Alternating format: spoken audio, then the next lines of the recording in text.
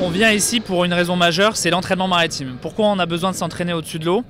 Eh bien tout simplement parce qu'il est très difficile d'appréhender sa hauteur quand on vole au-dessus de la mer.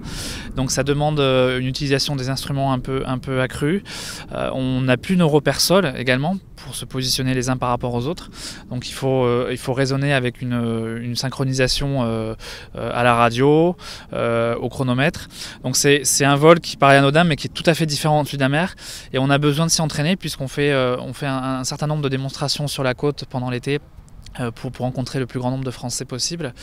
Et c'est ça l'intérêt que présente cette base.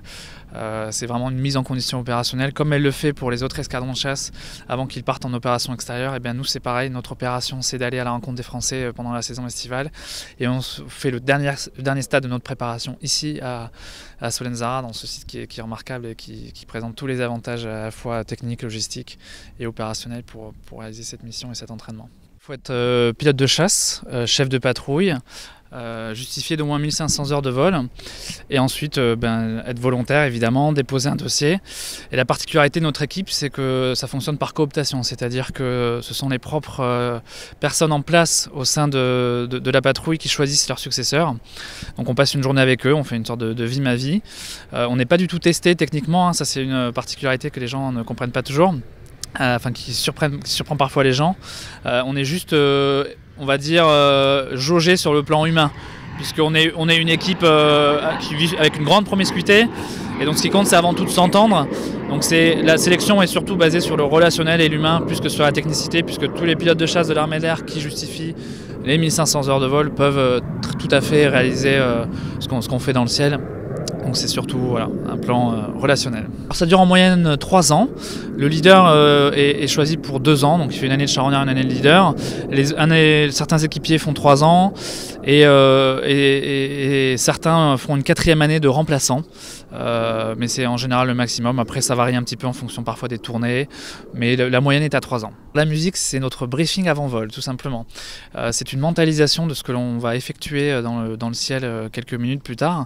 C'est ce qui nous permet de nous préparer mentalement, psychologiquement et un peu aussi physiquement à la mission qu'on va effectuer. Donc c'est vraiment, on se positionne dans l'avion, je vais dire et faire les gestes que je fais réellement dans mon cockpit pour que tous les équipiers se synchronisent, se projettent avec les repères du jour qui sont différents puisqu'on fait des démonstrations sur une multitude de sites très différents les uns des autres. Et c'est cette prémentalisation permet d'être très performant en vol. Et c'est quelque chose qui est obligatoire et qu'on réalise 1 heure avant le décollage en moyenne. Nous sommes champions du monde par équipe. Nous n'avons pas le titre de champion du monde individuel cette année. En revanche, on va essayer de le récupérer au mois d'août sur les championnats du monde à Châteauroux. Nous sommes dans la même unité, elle s'appelle les équipes de présentation de l'armée de l'air. Et donc nous avons le même métier dans le fond, c'est-à-dire qu'on représente l'armée de l'air sur des meetings en France et à l'étranger. C'est sur volontariat évidemment, il faut qu'il y ait une place qui se libère dans l'équipe et à ce moment-là il y a une prospection. Donc on postule, on subit une sélection d'environ 2 petites semaines. On fait une dizaine de vols en double commande, donc sur un extra biplace.